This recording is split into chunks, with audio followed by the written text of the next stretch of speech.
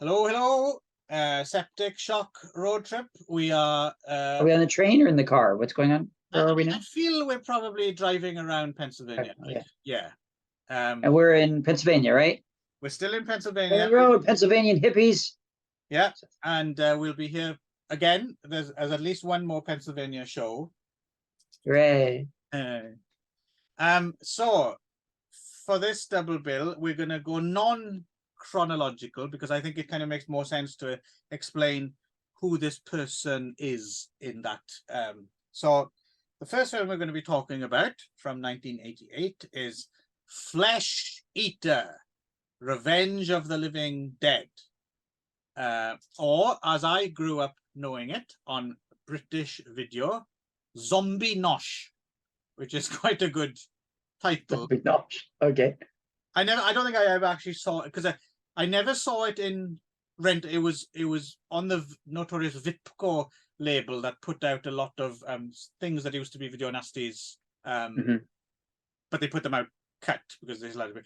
This wasn't a video nasty, but it was on that label usually meant it's going to be something kind of gory or and they put out Zombie Nosh, and apparently it was cut as well in the UK anyway, more cut than the version we saw. But if I'd have seen it for rent, I would have rented Zombie Nosh. But I only ever saw it for a sell-through, and I wasn't taking the risk. Buy it. No, even though I do like the title Zombie Nosh. But yeah, so this was directed, written, produced by Bill Hinzman, and Bill Hinzman, who is also in Flesh Eater. He's the main zombie.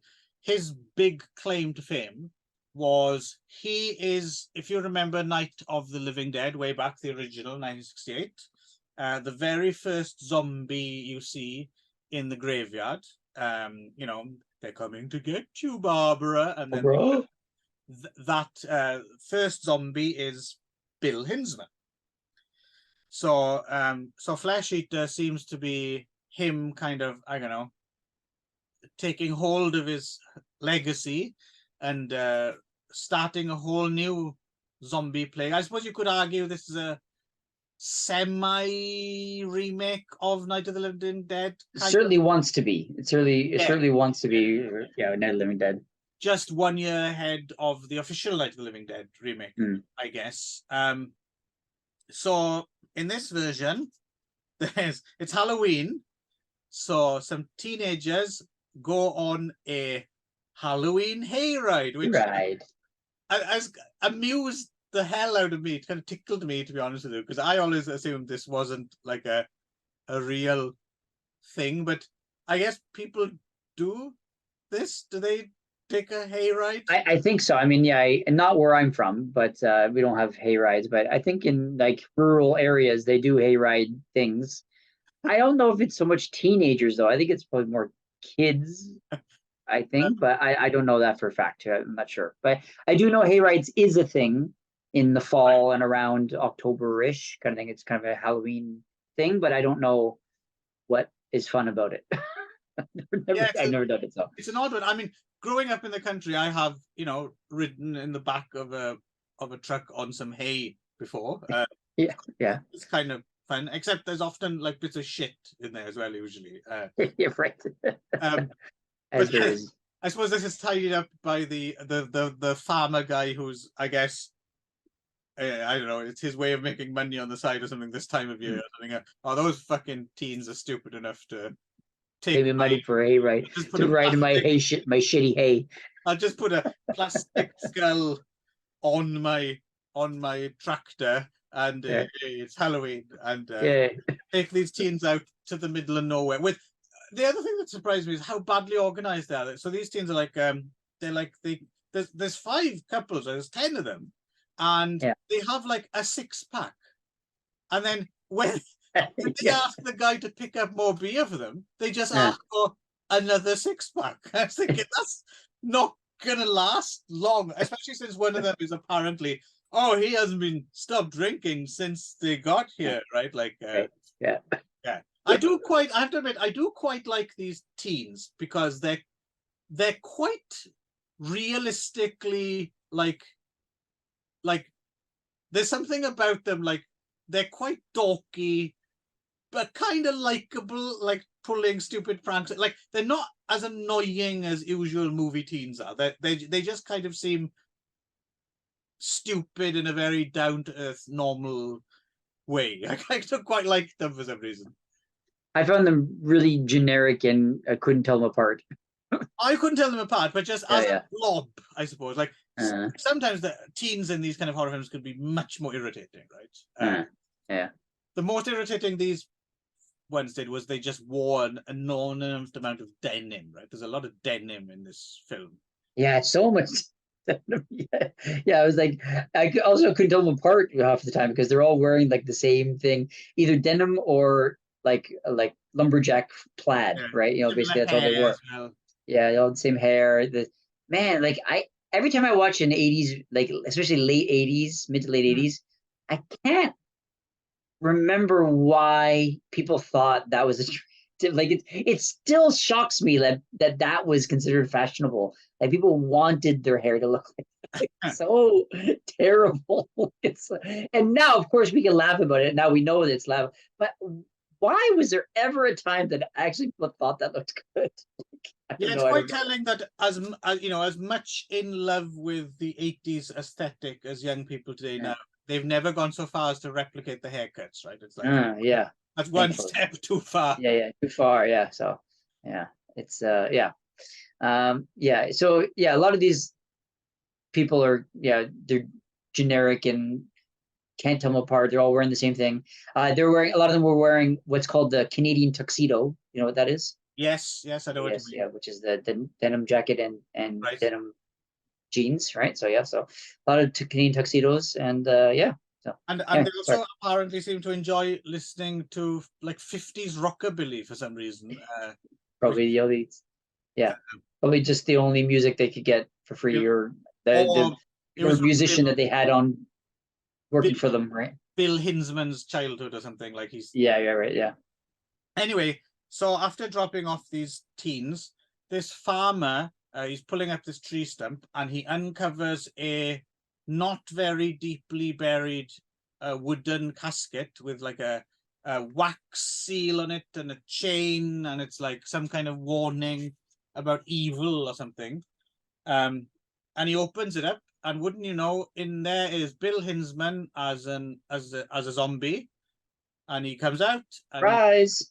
It bites the farmer, and the farmer becomes a zombie, and well, then as you would expect happens, and the teens end up under siege in a farmhouse. And again, much like Night of the Living Dead, there's some kind of local yahoos with shotguns who go around, and they're quite good at first. They're like shooting these zombies, but of course, spoilers, they end up killing innocent people as well, right? And that is about it, really, isn't it? I think. Yeah, I mean, it's I think first time to watch this. Have you seen this before? I had seen this before. Yeah. Okay. Yeah, I think this. I mean, it was definitely obviously trying to be another Night of the Living Dead. It was obviously very inspired by it, and in many ways was basically just trying to rip it off, but it just in a shittier way, right? So it's, I mean, I see this movie's shape as a diamond, basically, for me. And what I mean by it starts with one zombie, and that becomes two zombies, and so basically it's just expanding zombies until there's a lot of zombies, and then they start to kill the zombies, and then they kill the zombies, and then they go backwards. The whole movie just reverses, and then they just start killing the zombies until there's one left to get, right? So it's just sort of like that's the whole movie. It's just faceless people become zombies, and then it goes to a bunch of other faceless people, and then they become zombies, and then it goes to another location with other faceless people, and they become zombies, and then it just keeps going like that, and then people start killing the zombies, and then they go backwards. So then the movie just goes in reverse, where then they just go backwards and then just kill all those zombies, in reverse order, and then the end, right? So it's just sort of like zombie film, to be honest. Yes. It's a very structured film. We should probably clear up any misconception here. I don't think Ron is saying that this is a diamond in the rough, though. No. It's No. just a diamond shaped, but that it's the number of zombies. It's like it goes this way and then it just reverses and then goes back to the other way.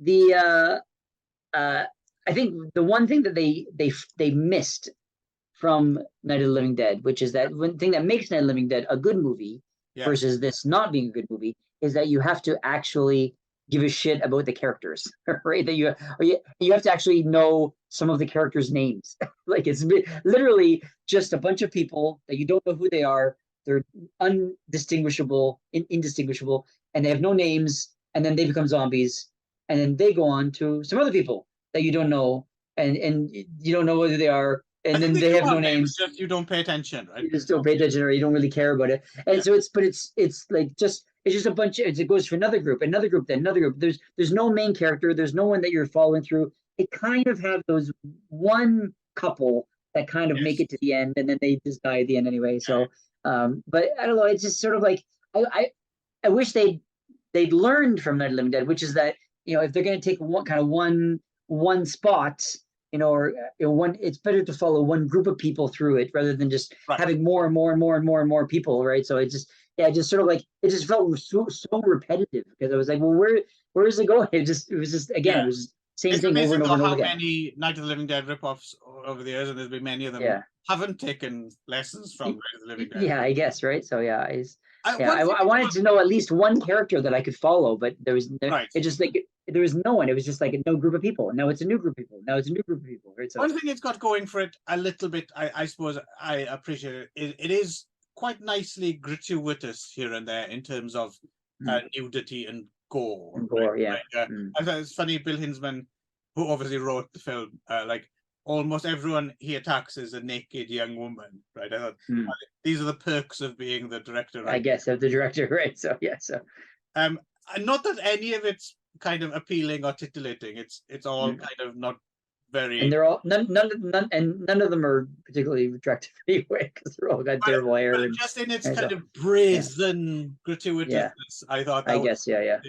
What I was more surprised at more than anything else was I went back and wrote and read my initial review of this film, and I was like, I was quite favourable towards it. Like, oh, really? You liked it a lot, really? And I couldn't believe I was watching this. I was thinking, really? Like, what was I on? Like, how many drinks that I had that evening? But we talked about this before. The changing nature of you come back to something and you're like, sometimes you can have such a different reaction, and I suppose it's to do with your expectations going in and all sorts of different things, right? But you can have a really different reaction to exactly the same film years apart sometimes, and it's kind of startling how either you've changed or somehow the film has changed or something, right? Just your mindset changes. So I definitely had to rewrite my review of this one for any future favorites. And I could have gone with it, going the first half where it was basically just more zombies and more zombies and more zombies and more zombies. But then they just extended the running time by then just turning around and then just doing the same thing in reverse, right? So I was like, so now we're going back. Oh, we're going back here. Okay, now they're going to kill all those. Okay, now we're going back here. Now they're going to kill. Like I was like, it was by the time we got to this, like the last 30 minutes, it was such as like, oh God, come on, just kill the zombies already and get on with it, right? So yeah, it was really methodical. Like, okay, now we're going to kill every single zombie that we've just introduced, right? So. It was very I don't know. It was a bit tiresome for me, this movie. So no, it is. I agree with you. I just more than anything, I wanted to talk about this and its companion piece, just as an example of not only inspired by Night of the Living Dead Pittsburgh films, but by people who were actually in Night of the Living Dead. Is kind of I thought that was kind of an interesting hook. So right. So oddly enough, 2 years prior to Flash, this is strange. Like, I think if someone had shown you these two films, so the next one we're talking about is The Majorettes, right? Again, directed by Bill Hinzman, but written and produced by John Russo, and also another he wrote Night of the Living Dead, right? The original one. What I think is kind of interesting about these two, if someone had shown you Flesh Eater and The Majorettes in no particular order and didn't tell you and just told you they're both directed by the same guy, I think most people would have assumed Flesh Eater would have come first. Flesh Eater seems more like a debut film, and then they get more ambitious the majorettes, right? Right. What's interesting to me is it's the other way around. The majorettes like 2 years before Flesh Eater, and don't get me wrong, there's a hell of a lot wrong with the majorettes as well, but it's so much more, like you were talking, the simplicity of Flesh Eater. The majorettes is much more ambitious, isn't it? I don't know. I think Flesh Eater is ambitious in terms of the number of people. I think you had a bigger cast, I think, in general, right? So I think in Flesh Eater, don't you think so? Like, it was just because it kept expanding it more and more and more and more and more, right? So yeah, I don't know. Because you got a whole school, you got a whole cheerleader squad, you've got yeah, I guess so. Yeah. So anyway, yeah, The Majorettes from 1986, again directed by Bill Hinzman, and like we said, written and produced by John Russo, based on his book apparently. So John Russo, yes, did write Night of the Living Dead, and also did he? Am I making this up, or did he direct the remake? I'm not sure. I can't remember. Was that someone else? Anyway, he did direct some other films, some quite good ones, like Midnight was pretty good, based on his book. He also directed Heartstopper, that film starring Moon Unit Zappa, Satan Claus, and some kind of Scream Queen things. And then we were talking about "They're coming to get you, Barbara," and that line is, of course, famously delivered by Russ Steiner, and Russ Steiner is also in this film. So that's the other Night of the Living Dead connection. He's the Baptist preacher, right? And John Russo also turns up in it as well, as a coroner. And yeah, God bless him, he tries his best, but he's not the most natural in front of a camera. And Bill Hinzman's in there as well, actually, but he's not the main. He's not like he's the main zombie in Flesh Eater, right? But he just has a small part here. So the story of the Majorettes. Someone's killing cheerleaders. Is that right? I think so. They're not cheerleaders, they're majorettes. What's the difference? Cheerleaders are hotter. Okay, well, here's a question to you. I guess. No, I think majorettes use the baton. Oh, okay. I think cheerleaders are like acrobatics and throwing and flipping and stuff like that. Whereas majorettes are more like kind of like marching band, kind of parade. Right. People, okay. I think. Okay. Yeah. So here's a question, because do you even is American football big in Canada, or are you all more about hockey? We have Canadian football, yeah. Oh, okay. Is it suspiciously similar to American football? Yeah, it's very, except the field's a little shorter, I think. Or there's a couple of different rules, but. And do you have cheerleaders? They do, yeah. They do have cheerleaders. Okay. So your school had a football team and a cheerleader squad and all that? We did, yeah. We had cheerleaders, yeah, in my high school, yeah. I still remember we would have pep rallies or school spirits kind of assemblies where they would go, "We got spirit, yeah, we got spirit, yeah, we got spirit, yeah, we got what, we got spirit, yeah." Like, they just do that over and over again. I didn't expect. I think both viewers and me are delighted by right. Yeah. So yeah, we had people walk around like in the cheerleading outfit and stuff like that, but I don't think we had majorettes though, right? There were no baton twirling, I think. And did you lust after cheerleaders as a teenage boy, or? I think I had a couple crushes on some cheerleaders. Yeah, I think so. I think generally it's you're hitting puberty, and there's girls in short skirts who are generally fit, and so yeah, you generally you tend to have them. I think so. We don't. I don't think I had any particular big ones though, but we didn't have any cheerleaders. We didn't have that at all in the UK. So we didn't have cheerleaders. We didn't have prom. We didn't have prom either. We didn't have prom. Prom is more of like an American thing. We didn't even. Yeah, that's. Maybe you do now, because I know in the UK even they have proms now in schools. So. Well, I think it depends on the school. I think. Well, I mean, this is nothing to do with anything to do with this movie, but my school actually we had graduation. And then I graduated. We were supposed to have like a graduation kind of party or dance or kind of like what a prom would have been. And then our prom committee just didn't do anything. And so we didn't have one because no one bothered to arrange it. So that was, we just had a bunch of lazy people, and I think it was like one person was in charge and she didn't do anything. So when graduation was finished, it was like, okay, here's your diploma, see ya. And that was it. That we didn't have anything afterward. But That if was you just went because it was my high school. So if you went to other schools, they would have done the I whole. think they probably would have had at least a dance or some kind of like a And, yeah, we just kind had of the a school party or disco, something. Yeah. which was Hmm? kind of we just had the Yeah. school disco. It's very chintzy kind of version. Yeah, I think that's probably what it would have been. It would have been like a school dance kind of thing, right? So Right. with, I don't think it would have been prom the way you see it like on TV or in movies or like the, you know, the like the Carrie or the Stranger Things, whatever. Anyway, so obviously, you know, it's a slasher film, so it's a whodunit, and I suppose we're led to believe the main red herring is Harry, the voyeur janitor, right? Who's also offensively like like mentally handicapped, I guess, right? I don't know if he was. I just thought he was a bit stupid. I thought he was. It was supposed to be like a mentally handicapped guy, maybe, but yeah. but he's being bullied by a gang, right, led by Nace, who's pretty funny.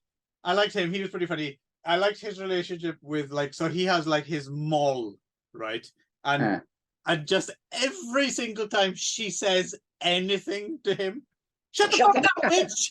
Like, who said you could talk? Like every single time. Yeah, you can tell that was like their shtick. That they thought that was pretty funny, probably, right? So, but yeah, I thought he was kind of like a odd choice for that because you think it's like a real kind of tough guy, but he's not this really. He's like kind of like more like a sleazy kind of like a rapey guy rather than like a strong leader. Yeah. Huh? He's more like a pimp, like a loud. He's more pimpy, yeah. So yeah. He's not what I expected before when they introduced the idea of Mace before they showed the character. He thought he was going to be like this real kind of strong, tough gang leader guy, but he's just this real kind of sleazy, slick back hair kind of. He was not what. And then the other guys that are in his gang were more like the tough guys that I would expect Mace to have been, right? So I didn't really get that. My favorite's the guy with the bandana with it's like country and the rising sun on it and shades, right? Yeah, and he's got the what do you call it, the flag on his back. What's the what's it called, the fuck, I'm forgetting. It's been a long day. What's the American?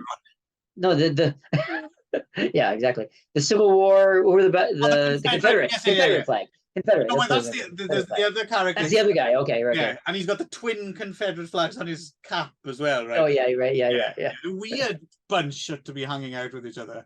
Yeah. I think they were just trying to get like anything like, oh, Confederate must be bad guys, so let's put it's whatever they could kind of hodgepodge of, you know, villainous people kind of slapped together, right? So So it also turns out that Nace, who's a drug dealer as well, and so he's got that going on, and then he'd also gotten one of the majorettes pregnant. Yes, and then she tries to get someone else to have sex with her so that she can tell him that she's the father. So there's all that, and she ends up dead. And then so is he. Yeah, and then the janitor, the lame-brained janitor, let's say, his mother is the German caregiver for an old woman in a wheelchair who can't speak, whose granddaughter is one of the it's quite convoluted. Yeah, very convoluted. And again, like, what is the point?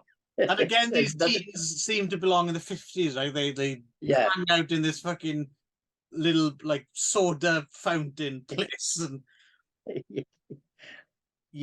and so some sort of subplot about the German is trying to steal the old lady's money by getting herself in the will, and so she's got to.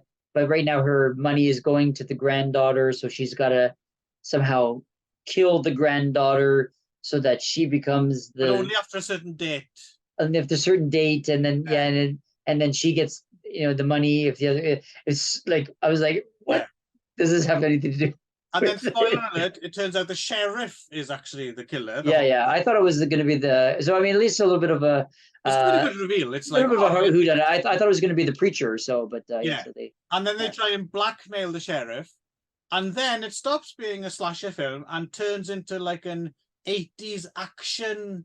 Yeah, explosions film. and it's wow, what's going on now? Which I quite appreciated because I like to have that feeling the rug pulled from under you.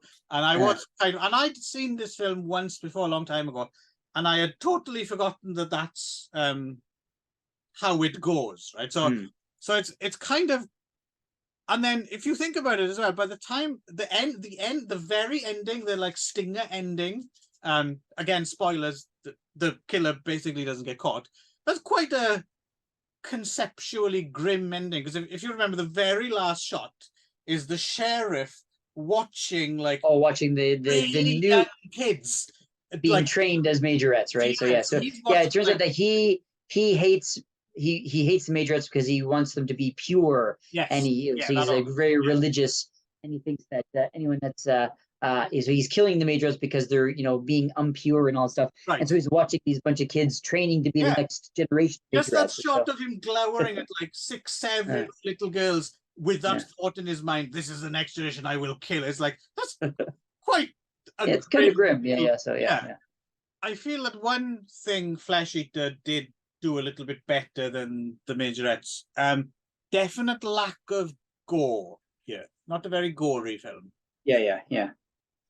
I think that's probably where you're talking about it seemed like it was the other way around. I think this one he was thinking more in terms of scope, in terms of like actually having a story, whereas the second one, he stopped caring about the story and would focus more on the gore, I think was the idea, right? So that was probably his progression, right? Rather than.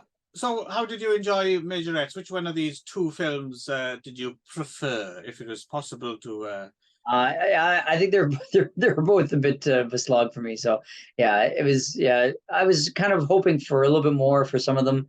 The Majorettes again was.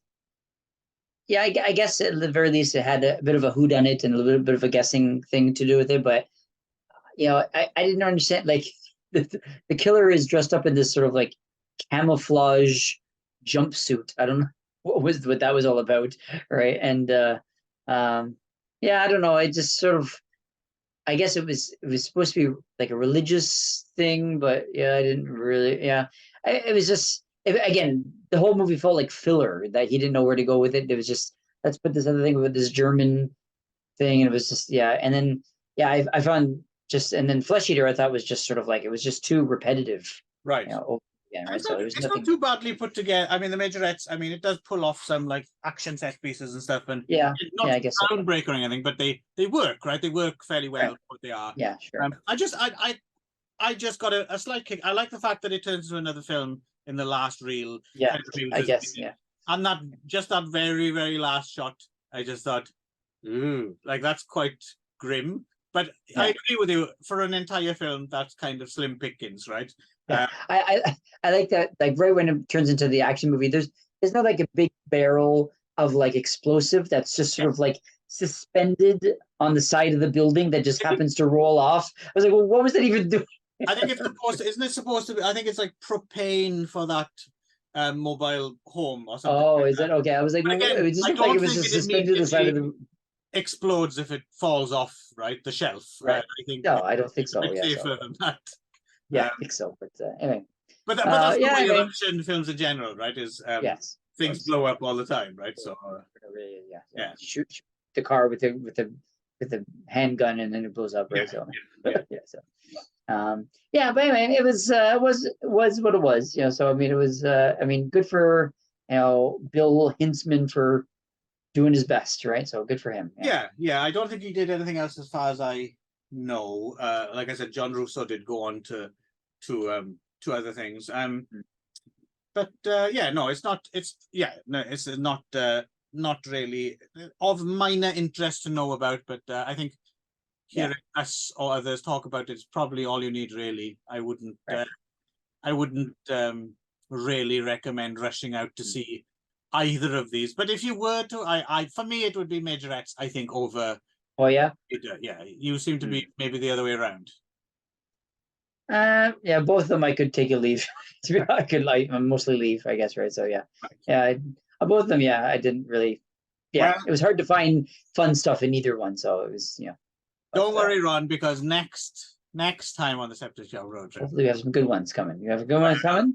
well, I don't want to spoil anything. Let's just say we will be entering the world of the Polonia brothers, which is a very special world indeed. I don't know what that means. Oh, you'll find out. All right, let's go. See you. All right, see you next time.